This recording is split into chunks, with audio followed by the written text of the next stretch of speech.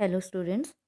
तो आज हम अभ्यास सागर का 15वां अभ्यास, पाठ है कामचोर, व्याकरणिक विषय है समास, है ना।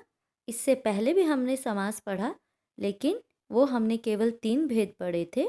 आज हम इस 15वें अभ्यास में समास के 3 भेद जो हमारे बच गए थे वो पढ़ेंगे।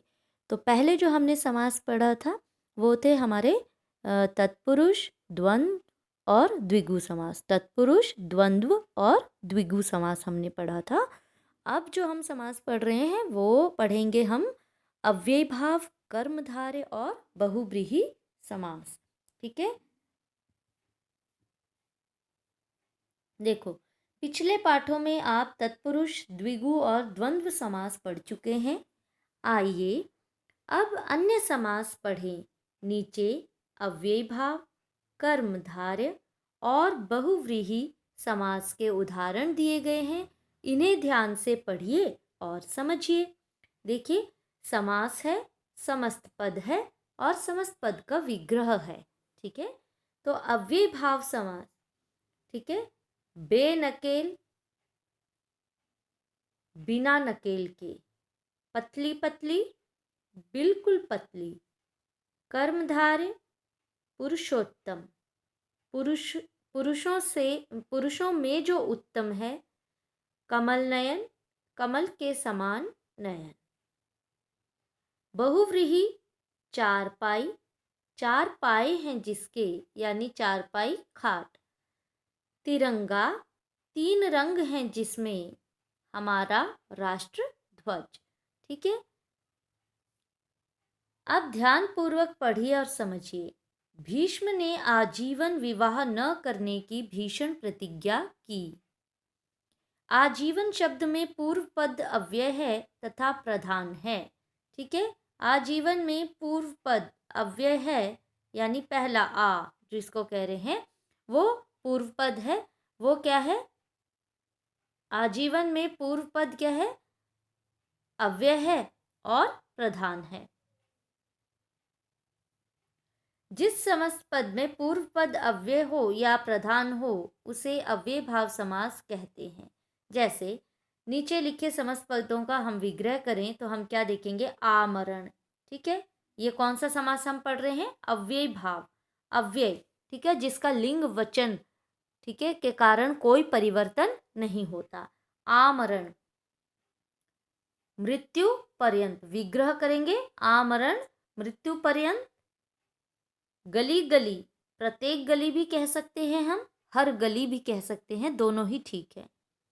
प्रतिदिन, प्रत्येक दिन भी आप लिख सकते हैं, हर दिन भी आप लिख सकते हैं, दोनों ठीक है, इसलिए मैंने यहाँ पर दोनों लिख दिए हैं ऑब्लिक करके। भर पेट, विग्रह है पेट भरकर। यथा समय, विग्रह है समय के अनुसार। और रातों रात, विग्रह है रात ही रात में। तो ये सारे क्या है? हमारे अव्यय भाव समास है। ये अव्यय भाव समास, ठीक है। देखो, आमरण, गली गली, प्रतिदिन, भरपेट, यथा समय, रातों रात, इनका यदि हम लिंग और वचन के अनुसार यदि हम प्रयोग करें तो इनमें कोई बदलाव नहीं आता। ठीक है, नीचे दिए गए विग्रहों का समस्त पद लिखिए। विग्रह है जन्म से लेकर, ठीक है, समस्त पद क्या बन गया? आजन्म। तो ये भी क्या हो गया? हमारे अव्यय भाव समास है, लेकिन विग्रह से हमें समस्त पद बनाने के लिए भी आ सकता है। प्रत्येक घर, घर घर, ठीक है, विधि के अनुसार, यथा विधि। प्रति एक, प्रत्येक, हाथ ही हाथ में, हाथों हाथ, हर घड़ी, पल पल। ठीक है, तो ये हमारे क्या हो गए? समस्त पद हमने बना दिए विग्रह से समस्त पद। ये सारे यदि आप याद कर लेना तो आता इन्हीं में से है, कुछ अलग से नहीं आता है। ठीक है, अगला देखेंगे, पढ़िए और समझिए। कुसुम कोमल राम को, कुसुम कोमल राम को सन्यासी वेश में वन की ओर जाते देख ग्राम की स्त्रियां व्यथित हो गईं। यानी इसका क्या मतलब हुआ, कुसुम सा कोमल। ठीक है, दोनों पदों में उपमेय उपमान संबंध है। उपमेय जिसकी तुलना की जाए, उपमान जिससे तुलना की जाए। तो याद क्या रखना है, जिस समस्त पद में परस्पर उपमेय उपमान और विशेषण विशेष्य संबंध होता है, उपमेय उपमान को हम विशेषण विशेष्य भी कह सकते हैं, विशेषण विशेष्य संबंध होता है, उसे कर्मधारय समास कहते हैं। ठीक है, नीचे दिए गए समस्त पदों का यदि हम विग्रह करें तो देखिए, महात्मा, महान है जो आत्मा, तो ये क्या है, कर्मधारय समास। नीलकंठ, नीला है जो कंठ, देखिए ये कर्मधारय है। आगे भी मैं बताऊंगी अगले समास में जहां मुख्यतः गलती हो जाती है। पीतांबर, पीला है जो अंबर यानी वस्त्र। कमल नयन, कमल के समान नयन। ठीक है, घन श्याम, घन के समान श्याम। ठीक है, तो ये क्या है, ये सारे जो है हमारे कर्मधारय समास है जिनका विग्रह हमने ये किया। अगला है, अब विग्रहों का समस्त पद आप बनाएंगे तो ये भी आपका कौन सा है, कर्मधारय समास ही है। चंद्र के समान मुख, चंद्रमुख, क्योंकि विशेषण विशेष्य है। उपमेय उपमान है। महान है जो आत्मा, महात्मा। प्राणों के समान प्रिय, प्राण प्रिय। मृग के समान लोचन, मृग लोचन। विद्या रूपी धन, विद्या धन। ठीक है, तो ये सारे क्या है हमारे कर्मधारय समास। अब पढ़िए और समझिए, चक्रधर ने जरासंध का सिर धड़ से अलग कर दिया। तो चक्र को धारण करने वाला अर्थात श्री कृष्ण। ठीक है, यहाँ दोनों पद तीसरे पद की ओर संकेत कर रहे हैं, यानी चक्रधर, तो चक्र को धारण करने वाला किसको कह रहे हैं, आप श्री कृष्ण भी लिख सकते हैं, विष्णु भी लिख सकते हैं।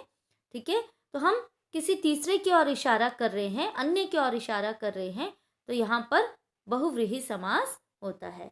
जिस समस्त पद में दोनों में से कोई भी पद प्रधान न हो बल्कि अन्य पद प्रधान हो, वहां बहुव्रीहि समास होता है। उदाहरण, गिरिधर, विग्रह करेंगे तो गिरि को धारण करने वाला यानी कृष्ण, है ना। चक्रपाणी, लेकिन बहुव्रीहि में अर्थात जरूर लिखना होता है ब्रैकेट में। ठीक है, जब विग्रह करें तो गिरि को धारण करने वाला अर्थात कृष्ण, ऐसे ब्रैकेट में लिखें, इसका मतलब ही होता है अर्थात। चक्रपाणी, चक्र है पानी, पानी मतलब हाथ होता है, चक्र है पानी में जिसके यानी हाथ में जिसके, तो वो भी कृष्ण या विष्णु लिख दो। दशानन, दश है आनंद जिसके, लेकिन आप ध्यान रखिएगा बहुव्रीहि में अधिकतर हम लिखते हैं जिसके, है ना, या अर्थात लिख देते हैं। दश है आनंद जिसके, रावण। पीतांबर, अब आप कहेंगे पीतांबर किस में आया, कर्मधारय में भी आया और यहाँ बहुव्रीहि में भी आया, तो हम कौन सा लिखें।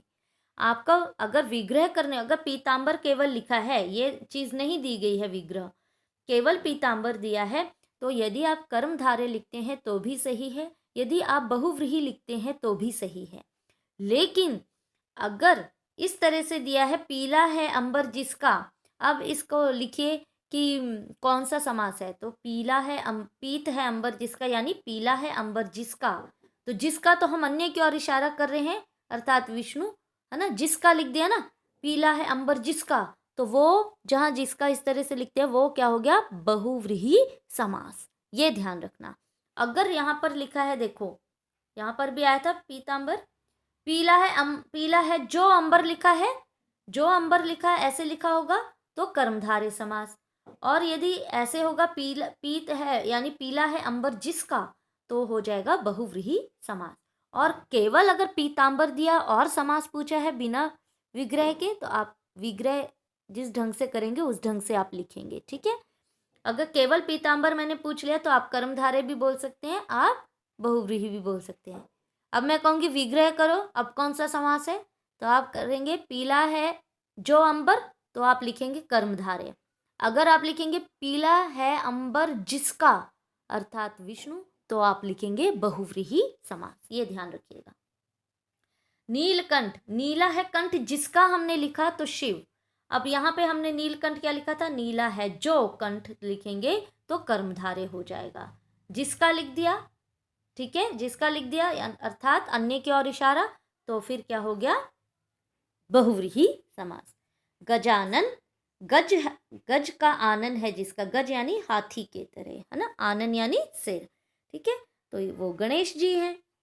चतुर्मुख, चार मुख हैं जिसके, यानी ब्रह्मा जी, है ना, तो ये सारे क्या हो गए आपके बहुव्रीहि समास। ये ध्यान रखना है, ध्यान से आप इसको उतारें। अगला देखें, नीचे दिए गए विग्रहों का समस्त पद लिखें। फिर वही आ गया, निशा में विचरण करने वाला निशाचर, मृग जैसे नैनों वाली मृग नयनी, लंबा है उदर जिसका लंबोदर, ठीक है, तीन नदियों का संगम स्थल त्रिवेणी, महान है आत्मा जिसकी, जिसकी लिख दिया तो महात्मा, और महान है जो आत्मा लिख दिया तो कर्मधार है, महान है आत्मा जिसकी, तो फिर बहुव्रीहि। मक्खी को भी चूसता है जो, अर्थात कंजूस हो गया, यानी मक्खी चूस, ठीक है। आओ दोहराएं, ऑलरेडी पढ़ चुके हैं, अभी पढ़ के हटे हैं पिछले ही पाठ में। नीचे दिए गए वाक्यों के सामने सरल, संयुक्त या मिश्रित वाक्य, तो माँ भोजन पका रही हैं, सरल वाक्य।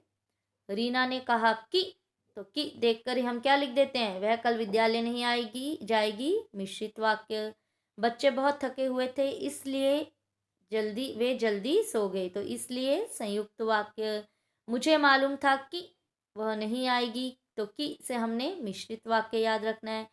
हम छुट्टियों में नैनीताल जाएंगे, तो ये तो सरल वाक्य है। सूरज निकल आया है और तुम अभी तक नहीं उठे, तो और से संयुक्त वाक्य। नीचे दिए युग्म शब्दों से वाक्य बनाकर लिखिए, ये स्वयं आप कर सकते हैं, ठीक है, अपने अपने वाक्य आप बना सकते हैं। जैसे मैंने बनाया हुआ, खेलकूद, खेलकूद करने से शरीर स्वस्थ रहता है, ये शब्द युग्म है तो इकट्ठा ही लिखना होता है ना, युग्म यानी जोड़ा, ठीक है, तो शब्दों का जोड़ा है ये। भारी भरकम, पहलवानों का शरीर भारी भरकम होता है। पेड़ पौधे, मेरे बगीचे में कई तरह के पेड़ पौधे लगे हुए हैं। चाय वाय, अतिथियों के स्वागत में सबसे पहले चाय वाय दी जाती है, या कुछ और भी आप वाक्य बना सकते हैं। अगला है, निम्नलिखित वाक्यों में क्रिया शब्द रेखांकित करके भेद का नाम लिखिए, है ना, तो ऑलरेडी पढ़े हुए हैं। मधु ने सेब खाया, खाया, लेकिन सेब खाया तो सकर्मक क्रिया है। मैंने घड़ी खरीदी, सकर्मक क्रिया है। पेड़ पर चिड़िया बैठी है, ये भी सकर्मक क्रिया है। बच्चे छत पर पतंग उड़ा रहे हैं, सकर्मक क्रिया। सोहन पढ़ रहा है, अकर्मक क्रिया। साथ में रेखांकित भी किए हुए हैं, इसको कर लें। निम्नलिखित वाक्यांशों के लिए एक शब्द, इसको भी आप पढ़ें ध्यान से। अपने आदर के प्रति सचेत, स्वाभिमानी। काम से जी चुराने वाला, कामचोर। कम खाने वाला, अल्पाहारी। जो स्वयं पैदा हुआ हो, स्वयंभू। जिसकी गहराई का पता न मिल सके, अथाह।